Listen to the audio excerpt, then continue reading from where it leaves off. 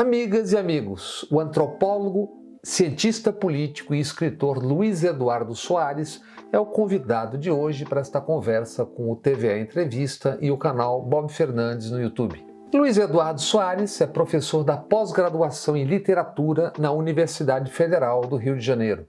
Foi professor da Universidade Estadual e do UPERJ no Rio de Janeiro e da Unicamp, Universidade de Campinas. E pesquisador visitante nas universidades de Harvard, Columbia, Virgínia e Pittsburgh, todas nos Estados Unidos. Luiz Eduardo Soares foi secretário nacional de Segurança Pública no início do primeiro governo Lula. Foi subsecretário de Segurança Pública no Rio de Janeiro e também secretário municipal em Porto Alegre e em Nova Iguaçu. Luiz Eduardo Soares é autor de 22 livros, o mais recente, o romance Enquanto Anoitece.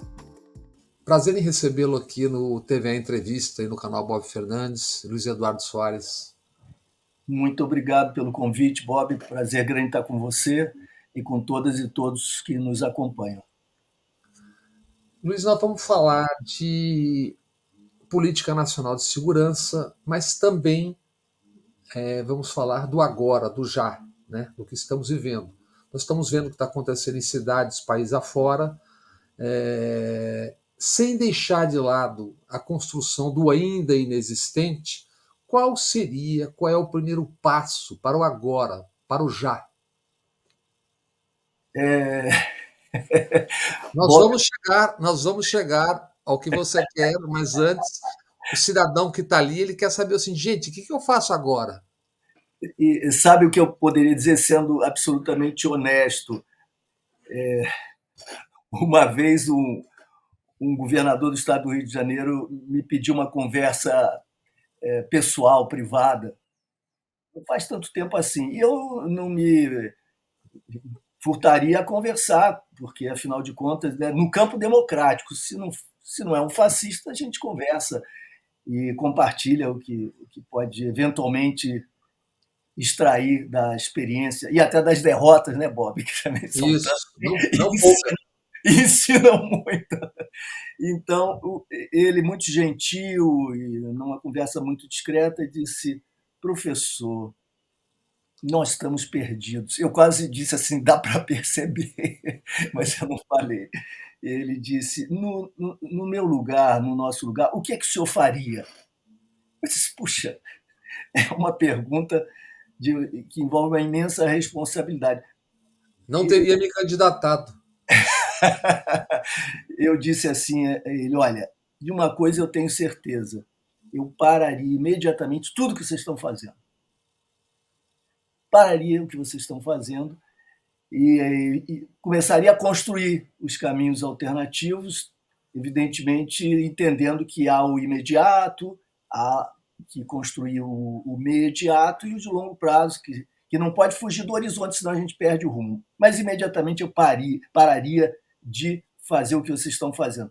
Então, transpondo isso para o plano nacional, eu nem posso dizer parar o que está fazendo, porque, em certa medida, o governo federal ainda não começou propriamente a fazer o que se comprometeu a fazer, está ainda no ensaio geral, digamos assim, né?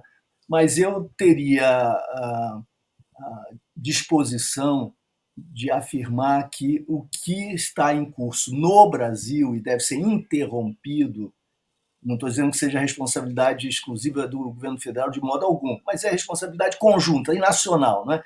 Pararia imediatamente tudo que nós estamos fazendo e que está nos levando a essa desgraça, a esse desastre, ao banho de sangue. A que eu me refiro? O que é que nós estamos fazendo?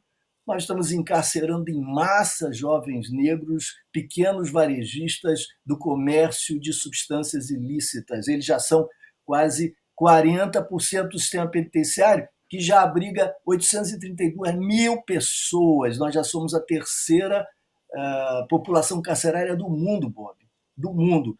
E essas pessoas encarceradas assim, com essa velocidade, nessa extensão, nessa magnitude, eles estão sendo presos, em geral, sem portar arma, sem praticar violência, e vão ser encarcerados ali em regime fechado por 5 anos, não tão organizados, também esse é um outro dado muito importante, esses que estão sendo presos em flagrante delito como varejistas do tráfico, eles não estão organizados, não estão ligados a uma facção de forma orgânica, eles chegam numa unidade prisional, têm de sobreviver, o Estado não manda nas unidades prisionais, via de regra, porque não cumpre a lei de execuções penais, quem manda nas unidades prisionais são as facções criminosas. Então, para sobreviver, esse jovem ou esse preso vai ter necessariamente que negociar com quem manda para garantir as suas condições mínimas de sobrevivência.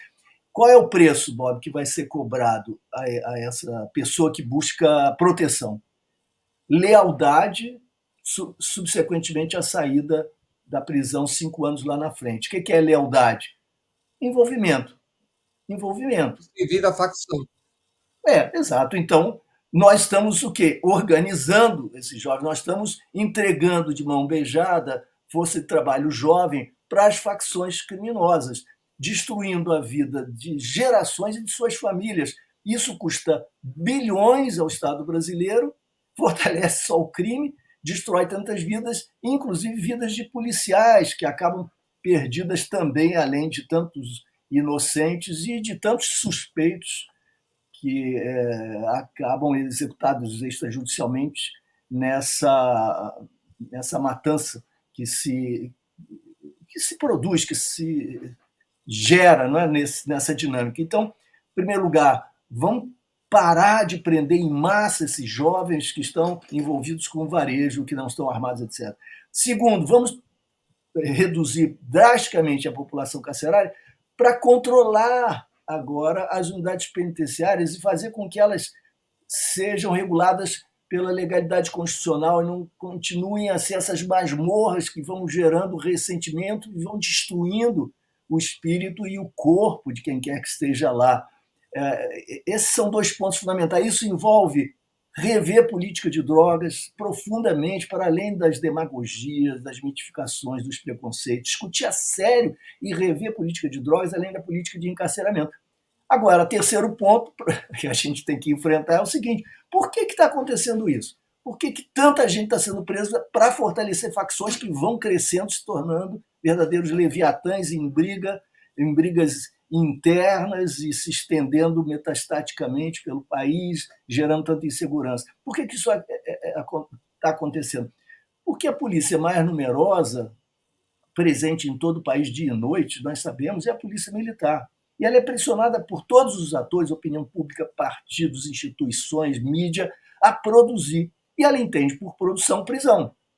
Ocorre que, constitucionalmente, ela é proibida de investigar, pelo artigo 144. Porque o nosso modelo policial é desse jeito. É o único no mundo, invenção nossa. Ela sendo proibida de investigar, mas se sentindo instada, pressionada a prender, o que lhe resta fazer? Prender em flagrante delito. Quais são os crimes passíveis de prisão em flagrante delito? São os mais importantes, os mais sérios e graves, que ameaçam seriamente a segurança pública? Não, são aqueles que se dão aos 5 sentidos, né, ostensivamente. Então, o que faz a PM nesse contexto? Lança uma rede e captura esses pequenos varejistas. A grande ferramenta, essa rede de pescaria, é a lei de drogas, que vai lhe servir para esse tipo de operação. Isso é culpa de um gestor, de um comandante, de um operador da segurança, de um profissional? Não, isso aí é ensejado, é gestado pela combinação entre essa hipócrita, irracional, medonha lei de drogas, que é racista e aprofunda o racismo e as iniquidades, e, de outro lado, o nosso modelo policial, esse que herdamos da ditadura. Então, combinamos essa máquina com essa regulamentação, essa legislação, e dado o pano de fundo de que o nosso é um país profundamente racista, que o nosso é um país em que a exploração de classe está atingindo cada vez níveis mais profundos, mais agudos e dilacerantes, dadas as características do nosso patriarcalismo assim violador, isso tudo se conjuga e parece sustentar aquilo que num país minimamente democrático seria visto como absolutamente inaceitável. Tudo bem, compreendido que isso é uma questão central. Agora, tem como modificar isso no parlamento, que é o parlamento que a gente sabe, coalhado de generais, policiais, delegados e que tais, profundamente dito conservador, embora se possa dar um outro nome ao que se diz ser conservador, e a parte essa questão que o dia a dia, porque isso não se dá de imediato, né? Como fazer no dia a dia, em cidades como Rio de Janeiro, Salvador, no Amazonas, onde o couro está comendo todo dia. Quer dizer, qual é uma medida emergencial aceitável ou necessária que, ao mesmo tempo em que se dá isso que você está propondo, se tenha um mínimo de paz, mínimo. Sim, a sua pergunta é fundamental, senão parece que a gente está no mundo da lua. Isso, isso. Nós temos de pensar o seguinte: a capacidade do governo federal e seus limites, a correlação de forças, muito delicada. A vitória de Lula foi extraordinária, foi um triunfo magnífico que nos salvou efetivamente do fascismo, do abismo. Mas por margem ínfima, né? Mas por margem ínfima, por um triz, e a correlação de forças é delicadíssima, e nós não podemos nos iludir. No Congresso Nacional, nenhuma proposta efetivamente transformadora, progressista, efetivamente democrática vai passar, não tenhamos dúvida. Isso significa que o governo não possa ser claro para a sociedade brasileira e lançar um dinamismo de debate popular em torno das questões-chave, fazendo com que todos compreendam o que, de seu ponto de vista, efetivamente está em jogo, sem confrontar o Congresso, mas mobilizando a sociedade numa certa direção? Não, é possível que liderança política cumpra papel como liderança política, mesmo que isso não se traduza em nada prático. Em termos práticos, a convocação não só dos governadores, mas da sociedade, das comunidades, para uma repactuação em que se interromperiam as práticas policiais violadoras, porque polícia não pode concorrer, contribuir para o desenvolvimento da criminalidade. Isso não é possível, não é aceitável. O racismo, que se traduz no verdadeiro genocídio, tem de ser interrompido. Isso é ilegal. O Supremo já deu regra e compasso, né, quando determinou limites, impôs limites, que são os limites do bom senso, da racionalidade, da razoabilidade e da constitucionalidade, as operações em favela, etc. Nós temos mais de 6.500 mortes provocadas por ações policiais no Brasil a cada ano. Então, o primeiro passo é o seguinte: de que maneira nós podemos organizar um mutirão nacional pela segurança pública que envolva o Estado, a responsabilização de todas as instituições do Estado, em todos os níveis, município, Estados, União, etc. E, em segundo lugar, como é que nós podemos focalizar o que é decisivo do ponto de vista da criminalidade? O que é decisivo do ponto de vista da criminalidade? Armas, acesso a armas, e o jogo econômico, financeiro, lavagem de dinheiro, tudo que flui no submundo da criminalidade, retroalimentando a criminalidade, que está fortemente armada, e, por outro lado, alterando esse processo que vai simplesmente entregando força de trabalho jovem para as facções criminosas nessas unidades prisionais que são simplesmente subinstituições, elas são a negação de tudo que é legal, constitucional, aceitável, etc. Então, isso é factível? É factível. De que maneira se entrelaçam aí o controle da violação por parte do Estado, seja no presídio, seja pela polícia, e o controle do armamento, o controle da dinâmica criminal? Vou te dar um exemplo, Bob. As maiores quadrilhas encontradas no Rio de Janeiro, localizadas, identificadas em trabalho da Polícia Federal, envolvem policiais que furtam, roubam armamentos ou se envolvem com CACs, etc. E aí o governo federal tem agido bem, né, evitando a sequência dessa flexibilização do acesso às armas que marcou o funesto governo Bolsonaro, revertendo isso. Isso é muito importante, tem sido feito na medida do possível. Então, as principais fontes de nutrição, de alimentação da violência armada letal vem com a participação policial, porque a gente pensa muito das polícias associadas às milícias, controlando territórios e comunidades pela força das armas, extraindo lucros de todas as atividades econômicas das comunidades, etc. E isso é verdade, isso é fundamental. Mas a gente se esquece da participação dos segmentos degradados do Estado e das polícias no tráfico de armas e nas formas pelas quais, então, deficiências institucionais são muito mais do que corrupção, porque, de fato, concorrem para a criminalidade e para a violência. Não há corrupção policial sem violência policial, e não há violência policial sem corrupção policial. Se nós compreendermos isso, nós vamos entender que a luta contra a violência policial, sobretudo a violência policial letal, essa que gera o genocídio de jovens negros nas periferias, nos territórios vulneráveis, é a mesma luta que controla a corrupção policial. O que é a corrupção policial? É a promiscuidade com o crime, a participação, o envolvimento, é a sociedade com o crime.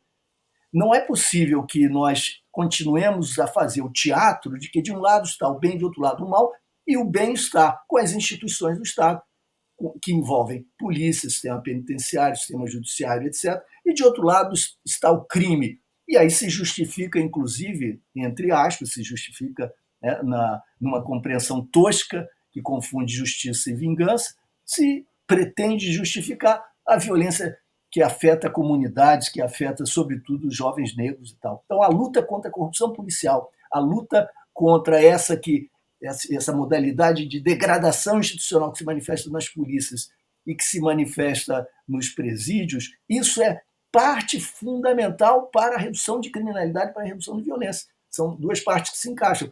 E como é que o presidente pode fazer? Se ele ficar dependendo de instrumentos legais, normativos, de alterações constitucionais, são muitíssimo importantes, mas não estão dadas, nós não vamos avançar. Se o minueto da corte continuar valsando de modo a valorizar as relações entre entes federados, valorizar governadores, mesmo que os governadores não tenham qualquer compromisso com a Constituição, com a legalidade, com o controle da violência policial, com a luta antirracista, etc., se nós continuarmos assim, nós vamos entregar o poder para o fascismo, porque o fascismo é egresso, é oriundo desse tipo de promiscuidade em que a violência prospera.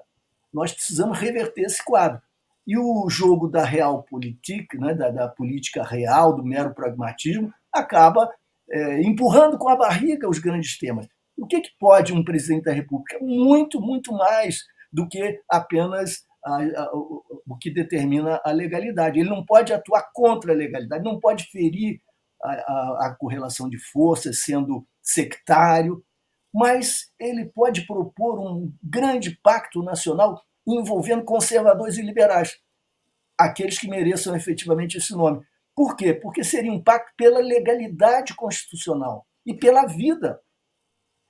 Que liberal que mereça esse nome se dirá contrário ao respeito à legalidade? Mesmo conservador, que se define basicamente como aquele ou aquela que preserva princípios legais, fundamentais, etc. No Brasil, nós não temos tido efetivamente liberais, né? Os nossos liberais apoiaram a escravidão, apoiaram ditadura, apoiaram tortura, só o são no mercado, e mesmo quando o cinto não aperta, né? Porque senão corre. E que temos detectados, pelo menos pela professora Camila Feix Vidal e Jade Lopes, duas professoras de Santa Catarina, pelo menos 15 institutos liberais, sendo que 14 deles fizeram parte do governo, do Ministério de Paulo Guedes, 14 deles formataram a Lei de Liberdade Econômica, e alguns desses dirigentes de institutos liberais são também, ao mesmo tempo, comentaristas nas emissoras de televisão, revistas, jornais, sem que se saiba que são financiados, esses institutos, em boa parte, não só no Brasil, por dinheiro da USAID ou USAID e dois braços do governo norte-americano, segundo as professoras, comprovadamente. Não, sem dúvida nenhuma, eu inclusive vi a entrevista que você fez, magnífica, de imensa importância, passei para toda a minha rede. Eu acho que é importante que todos tenhamos essa consciência. Mas, ao invés de ficarmos acuados, nós podemos, não só, como você tem feito e as colegas e os colegas pesquisadores têm feito, denunciar essa rede internacional que serve ao neoliberalismo, à sua reprodução acelerada, e serve, em última instância, ao fascismo que prospera mundo afora, mas, além dessa denúncia, colocá-los na defensiva, afirmando a legalidade constitucional e como ela está sendo traída, de fato, sem que haja nenhuma legitimidade nessa traição. Não há como sustentar essas violações. No Rio de Janeiro, nós tivemos, Bob, entre 2003 e 2022, 20.791 mortes provocadas por ações policiais. 20.791, das quais menos de 10% chegaram a ser objeto de consideração, de avaliação judicial, porque sequer houve denúncias. O Ministério Público tem agido como cúmplice da reprodução dessa dinâmica genocida, por omissão ou por ação. A justiça tem abençoado, com exceções, evidentemente, com muitas variações. O presidente não vai indicar agora novo ou nova PGR? Não é uma grande oportunidade de trazer para a nação esse debate e para candidatos e candidatas à PGR esse compromisso? A gente sabe que o Ministério Público não tem uma política definida, não pode tê-la, porque há uma multiplicidade de promotores e procuradores, todos com plena independência, plena autonomia de ação. Mas é claro que um compromisso institucional se afirma e tem consequências. Não é aceitável que nós continuemos convivendo com o que estamos convivendo. Segmentos policiais se envolvendo com milícias, se convertendo em milicianos e controlando o poder político, atravessando a política e a domesticando. O que pode uma liderança política? Convocar a sociedade para uma repactuação. Essa repactuação envolve ações em diversos níveis. Os governadores vão aceitar, vão entrar nesse caminho. 2 que o façam nos ofereceriam a possibilidade de experimentar, com acompanhamento da sociedade, das universidades, com transparência, uma remodelação, não institucional, porque não há tempo para isso, mas na prática. Então, nós vamos focalizar o controle de armas e as investigações, de fato, a sério. No Rio de Janeiro, em que se fala muito, né, enfim, grandes intervenções pretensiosas, os números de série das armas que estão presentes e são apreendidas em determinados crimes, e também as indicações a respeito da proveniência da munição, não são trabalhadas nos bancos de dados, de modo a que nós possamos ter, na gestão policial, um controle efetivo da circulação dessas armas e das malhas criminosas que decorrem justamente do comércio, do mercado, que envolve tantos CACs, por exemplo, do mercado clandestino das armas. Há um desapreço absoluto pelos dados, pelas informações, pela sistematização de tudo isso. Os dados estão sendo...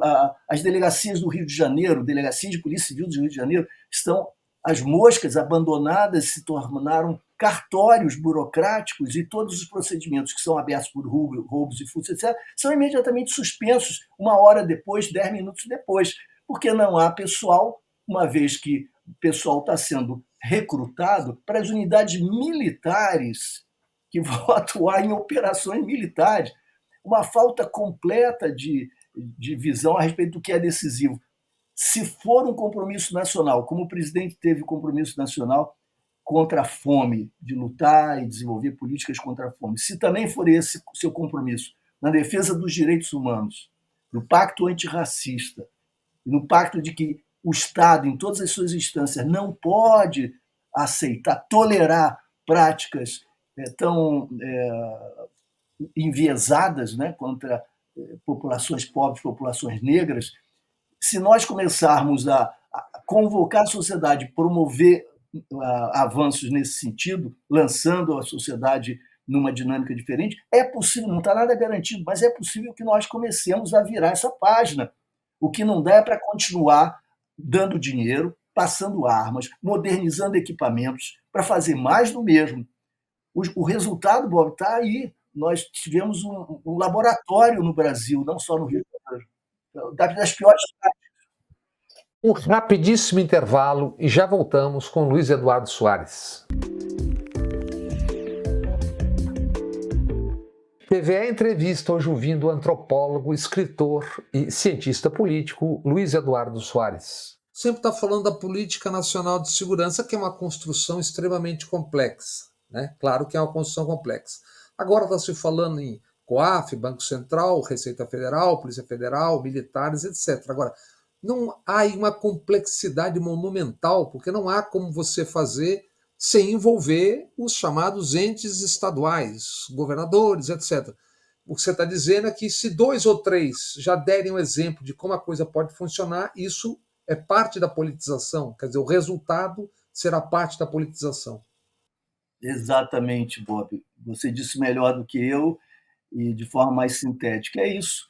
E eu vendo o debate lá a respeito do massacre, do genocídio na Palestina, eu logo reajo imediatamente, me causa uma repulsa quando ouço a palavra complexo e complexidade, sabe? Não estou dizendo que você a tem usado equivocadamente, não, mas ela muitas vezes é utilizada para impedir que as pessoas se posicionem com clareza, sabe?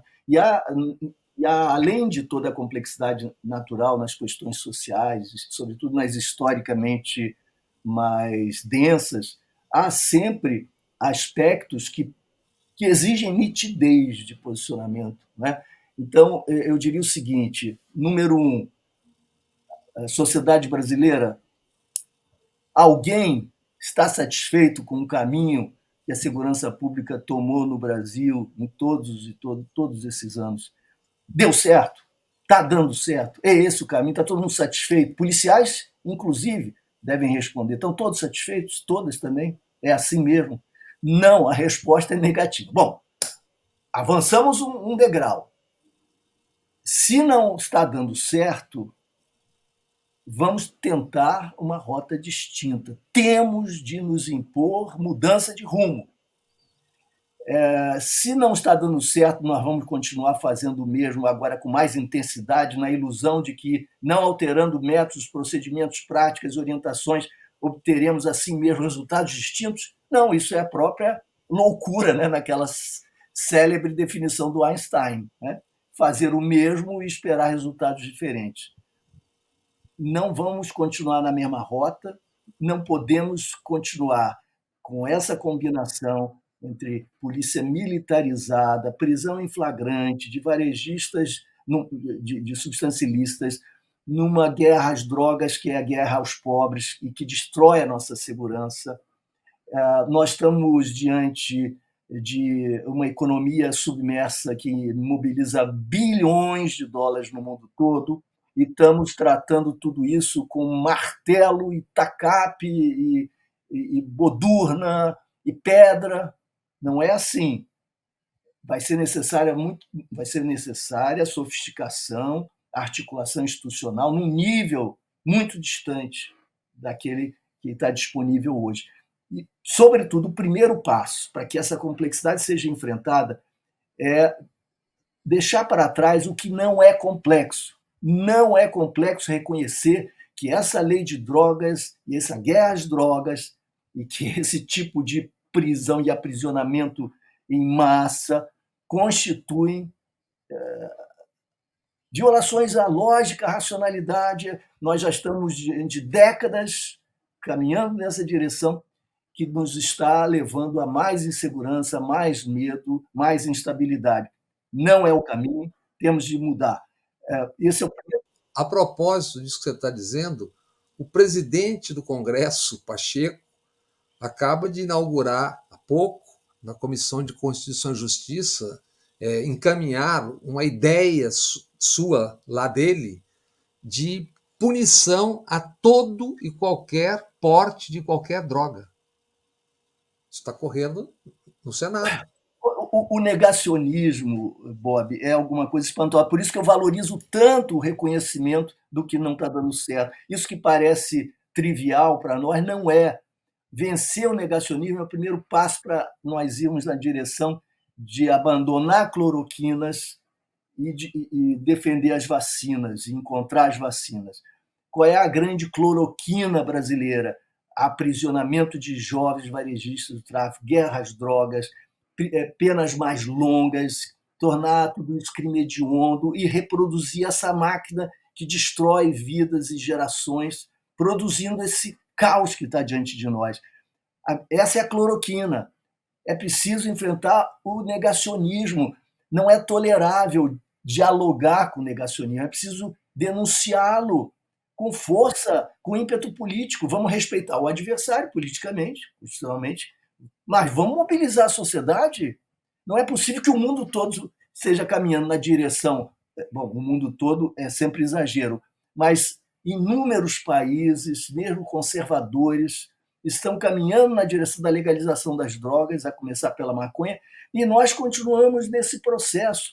O encarceramento como solução, e sem discutir, em nenhum momento, isso que é desastroso para nós, sem discutir em nenhum momento que, sem fazer o dever de casa, nós não podemos ajudar a sociedade a vencer a criminalidade. Qual é o dever de Estado? O dever de casa, desculpe, só para completar, o dever de casa é não tornar o Estado cúmplice da criminalidade, controlar as polícias efetivamente, porque governador nenhum comanda as polícias no Brasil, e assim não é possível. Nós vamos chegar a esses pontos todos em minutos, mas só para quem está nos assistindo, fixemos, não sei se é possível, queria ouvir agora um cientista político, em 50 ou 40 anos, os pais ou avós dessa situação, por exemplo, em cidades como Rio de Janeiro, Scuderie Lecoq, depois Esquadrões da Morte, milícias, narcomilícias, etc. Agora, não há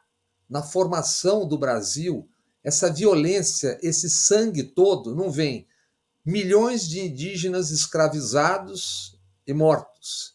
Depois, por 380 anos, 1.800.000 vindos da África, arrancados da África, morrem no caminho. Outros milhões... Então, há aí uma questão de formação do próprio país, essa violência, esse racismo que você fala, não é? Aí não é uma coisa que se estala os dedos, né? Não, é claro, por isso que nós estamos onde estamos e por isso que essa luta é tão difícil e nós não temos avançado, mesmo com governos progressistas, nós não conseguimos avançar nessa área, porque essa área ela é tão profundamente ligada com o que de pior nós temos em toda a nossa história, esse autoritarismo intrínseco ao capitalismo brasileiro, esse aviltamento racista, o patriarcalismo violador, esses traços são tão atavicamente ligados a nossos processos de urbanização, de modernização, a natureza mesma do nosso capitalismo, que parece até insanidade ousar pensar diferente ou desejar alguma transformação, como se nós estivéssemos efetivamente condenados pelo passado. Até agora temos estado nessa área, mas parte disso me parece que tem a ver com alguma negligência que se dá em nome da imensa complexidade, etc. Qual é a negligência? Tratar essa problemática da violência policial, dos instrumentos do Estado, que são violadores, como sendo problemática de especialista, não dizendo respeito ao centro da questão democrática, do Estado Democrático de Direito, etc. Isso está no centro da nossa democracia.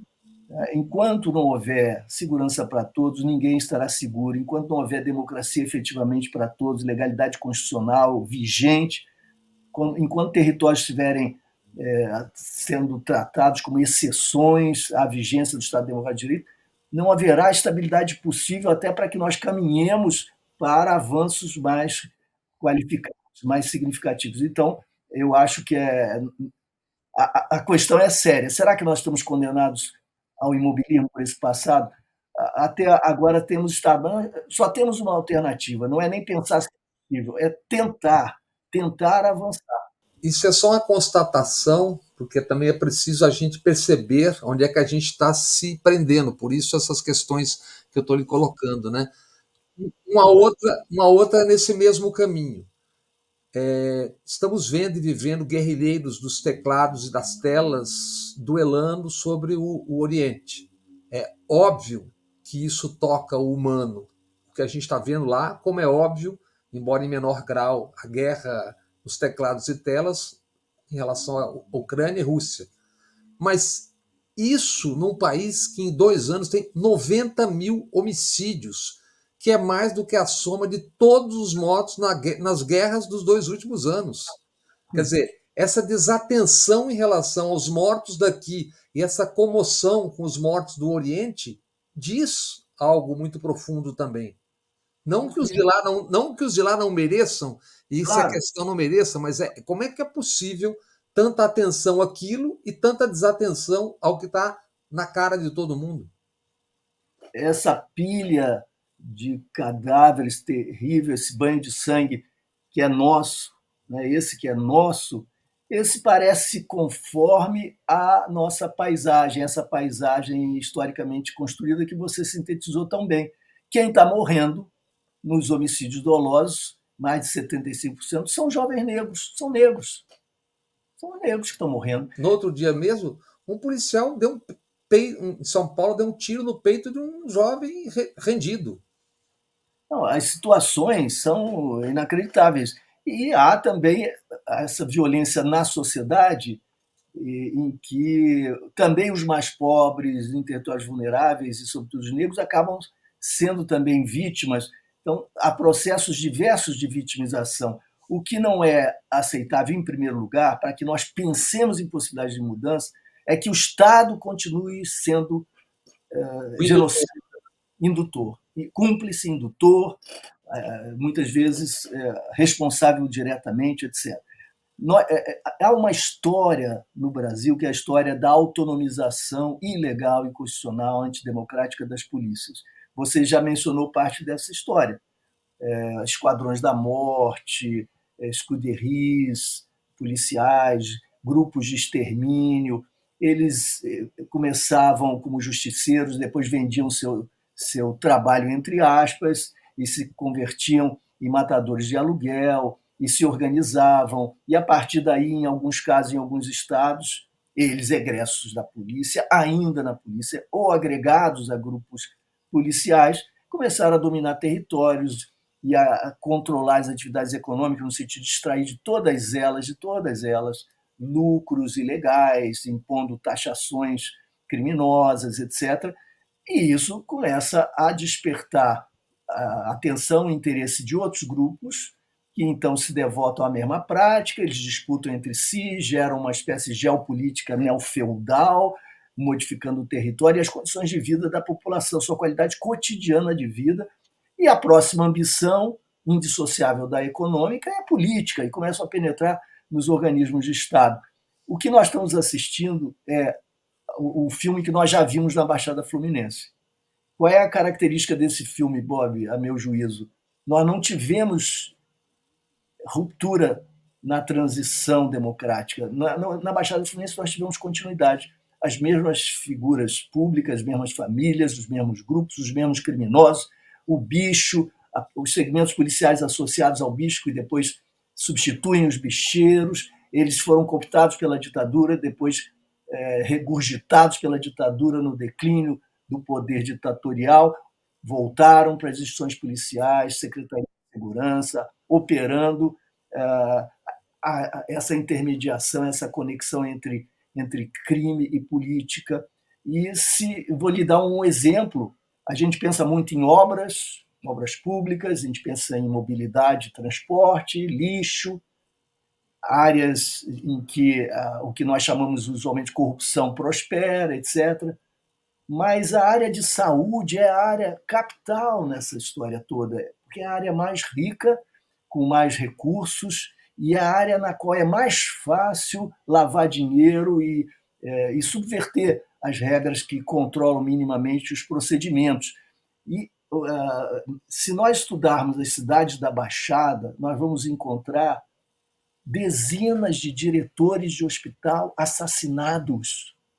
Quando eu via o assassinato dos 3 médicos naquela situação horrenda na Barra da Tijuca, naquela situação trágica, logo resolvida, explicada, em passe de mágica, na mesma noite, eu me perguntei, sem nenhum espírito conspiratório ou paranoico, eu perguntei, mas espera aí, a lógica da guerra que se dá, a guerra intestina e clandestina que se dá não só no Rio de Janeiro, na área de saúde. Essa guerra, de alguma maneira, não tangencia essa nova manifestação brutal a que nós assistimos? Não haverá conexões? Não é, pelo menos, a obrigação das autoridades seguir essas conexões? Nós vamos continuar entregues a essas máfias, que não são apenas as territorializadas milicianas. É preciso não só seguir o dinheiro, follow the money, não. Seguir os modelos de negócio que são indissociáveis da política e que imprimem uma certa configuração absolutamente incompatível com o que nós chamamos de democracia. Não há democracia na Baixada Fluminense. E o pior, exemplo, amigos meus jovens querem se candidatar a vereador, a vereadora, é impossível, eles são ameaçados de morte. Nem o recrutamento de novas gerações, democraticamente, é possível. Eles são ameaçados na origem e não vão à polícia denunciar, porque são policiais os que ameaçam. Esse contexto não é uma espécie de desvio e de degradação do que nós vemos na capital, por exemplo, do Rio de Janeiro. Não. O Rio de Janeiro é que é uma extensão da Baixada, que se contaminou, se degradou e se converteu num espelho macro. Um breve intervalo e voltamos já já com Luiz Eduardo Soares. TVE entrevista hoje ouvindo o antropólogo, escritor e cientista político Luiz Eduardo Soares. Eu aproveitando até isso que você está falando, eu queria fazer uma pergunta, duas perguntas em uma. Primeiro, qual é o significado da família Bolsonaro e seus aliados no Rio de Janeiro e essa expansão do crime que está se assistindo, da organização do crime, chegou na Bahia, Amazonas, etc., etc., tem a ver com essa matriz carioca? Tem a ver Fluminense? Tem a ver com isso? Quer dizer, a gente ouve de vez em quando que, não, chegaram os caras do... E Paulista também. Os caras do PCC chegaram, estão lutando com os caras do comando. Aí nasce uma outra facção.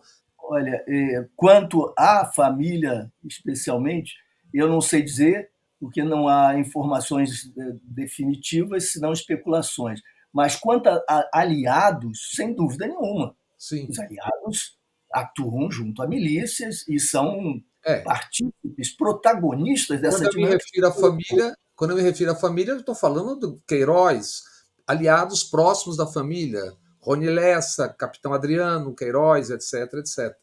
Sim, então o que nós temos não é propriamente uma dicotomia, mas é uma combinação dos dois aspectos. Há motivações e fontes autóctones e há esses impulsos e essas redes nacionais que se cruzam em colisão ou em articulação, ou nos dois movimentos, com os movimentos autóctones locais. Então, vamos tomar um exemplo. Você citou Rony Lessa, né? Vamos tomar o caso do Rony Lessa. Ele foi um dos meus inimigos quando eu estive no governo do Rio. Ele não é a figura que encarne o inimigo da reforma democratizante dos direitos humanos.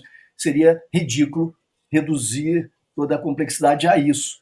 Mas ele era um personagem-chave, ele fazia parte, aliás, um livro magnífico que está sendo lançado agora pelo nosso colega Rafael Soares, jornalista, um dos maiores conhecedores dessa problemática toda. O livro se chama Milicianos, da Editora Objetiva, está sendo lançado essa semana. Ele conta a história dos principais criminosos policiais. E lendo a trajetória, muitas dessas trajetórias eu acompanhei de perto, testemunhando e lutando contra, etc. Muitas dessas trajetórias mostram que eles não prosperariam sem o silêncio, a anuência, a tolerância, ou mais que isso, das instituições.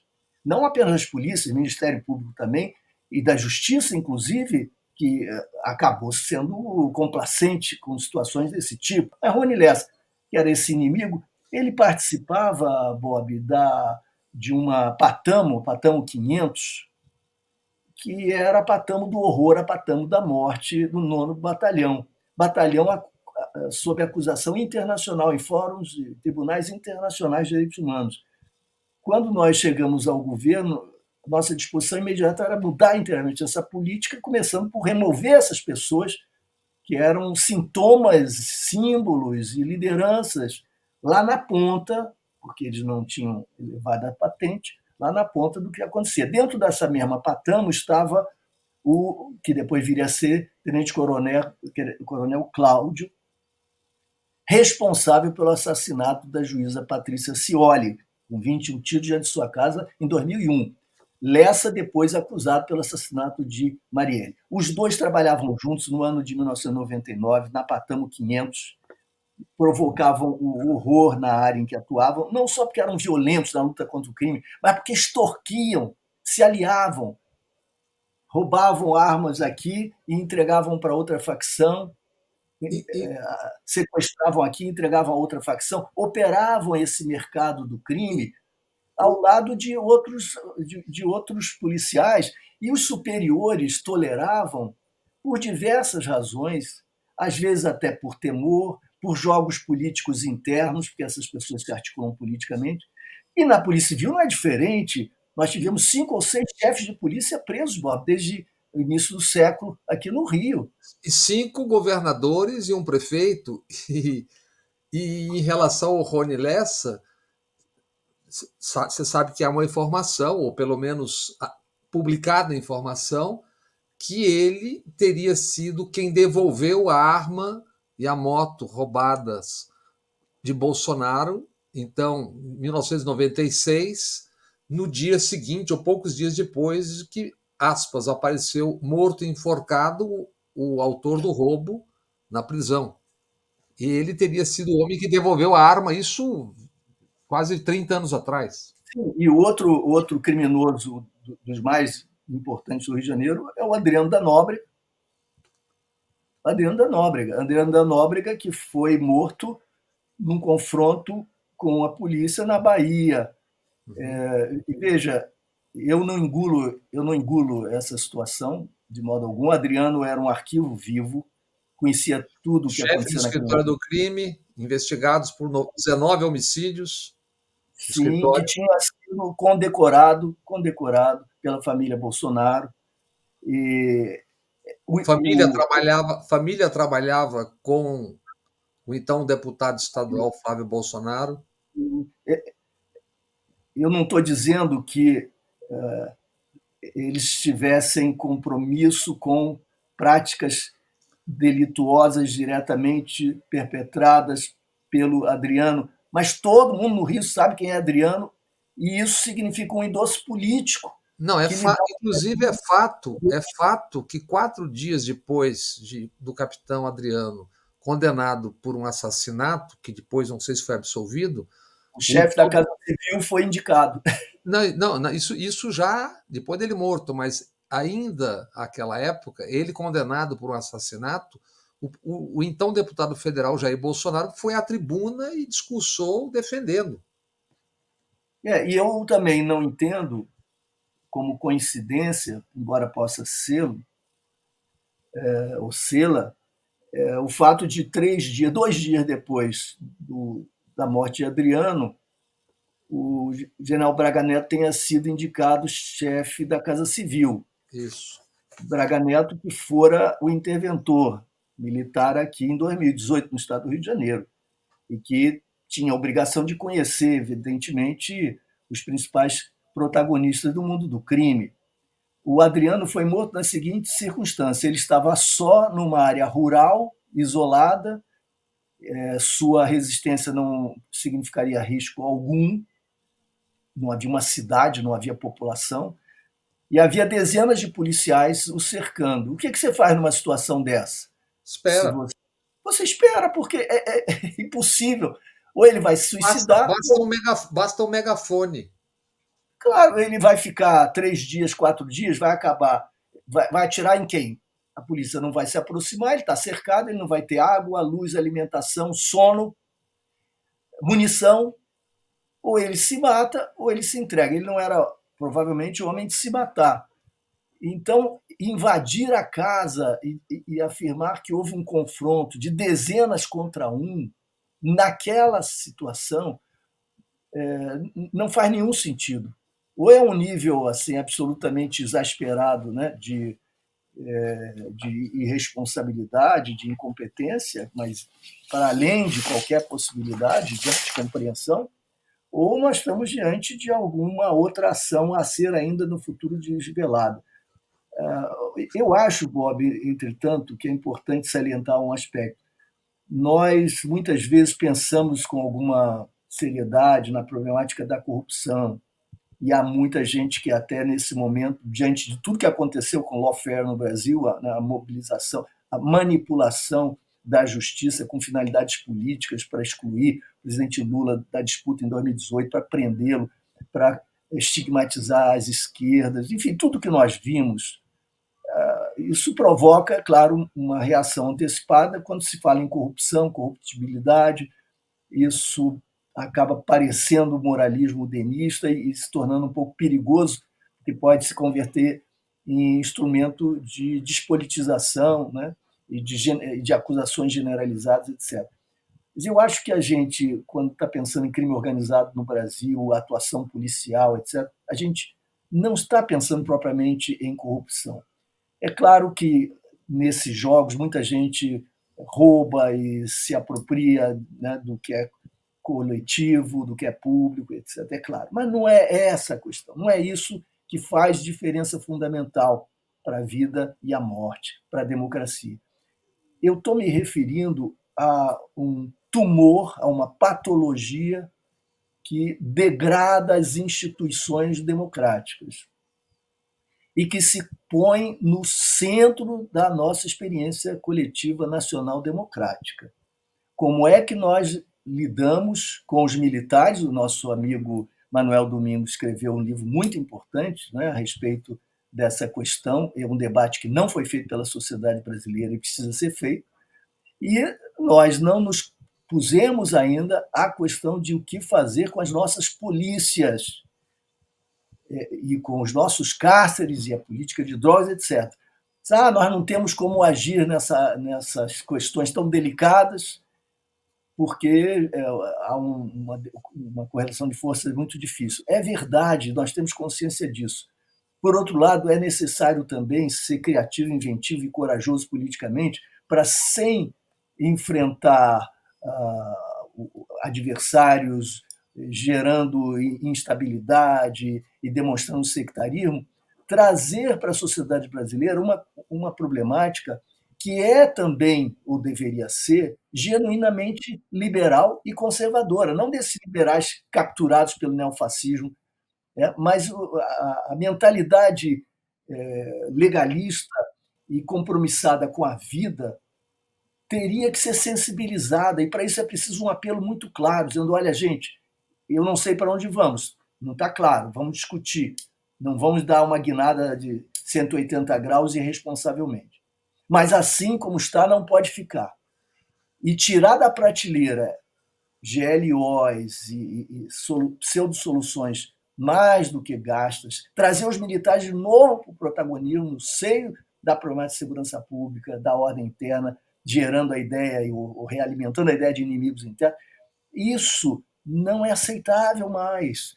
Vamos nos colocar as verdadeiras questões: como submeter as instituições da força à autoridade.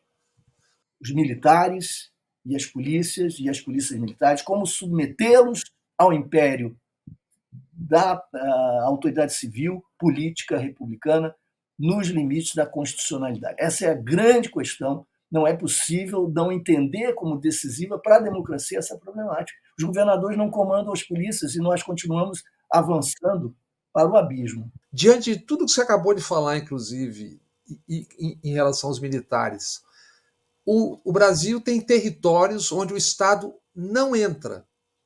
A gente está acompanhando conflitos e guerras mundo afora em ascensão, uma redefinição geopolítica. Não lhe parece que há no médio e longo prazo uma fragilidade? Você tem grupos e facções dentro do território armados onde o Estado não entra. Numa situação outra, daqui a algum tempo, um contato de qualquer força externa, não há aí uma fragilidade evidente, coisa que a gente já viu em tantas as guerras e conflitos nas últimas décadas? Mas é claro, sem nenhuma dúvida.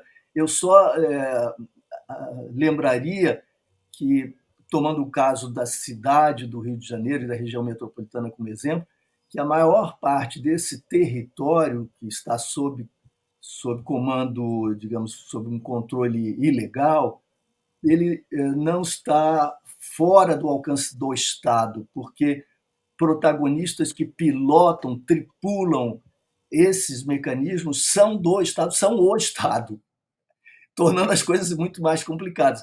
Mas você veja o que aconteceu com o modelo boliviano de golpe, né, em que as polícias foram fundamentais. Aqui nós poderíamos ter controles locais promovidos por policiais diretamente ou travestidos de milicianos e milicianos de policiais, gerando instabilidade em grande escala. Isso não é descartado. Aliás, o que está funcionando efetivamente aqui no Rio de Janeiro não é a democracia. Há muito tempo, não é? Nem todo mundo pode participar diretamente, seja pela vocalização, seja pela organização, seja até pela participação, porque são vetadas determinadas participações de acordo com o filtro que o poder local impõe. A institucionalidade não é mais a melhor linguagem, a melhor gramática, a melhor forma de ler o que está em curso Brasil afora. Nós estamos diante de ameaças à democracia. Teremos certamente outras conversas em breve, porque o tema é inesgotável.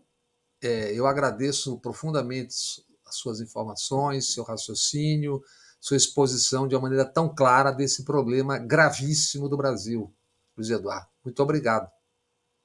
Eu que te agradeço, Bob, a você, todas e todos que nos acompanham. Um abração. Ficamos aqui na TVE, a TV pública do Estado da Bahia, e no canal Bob Fernandes.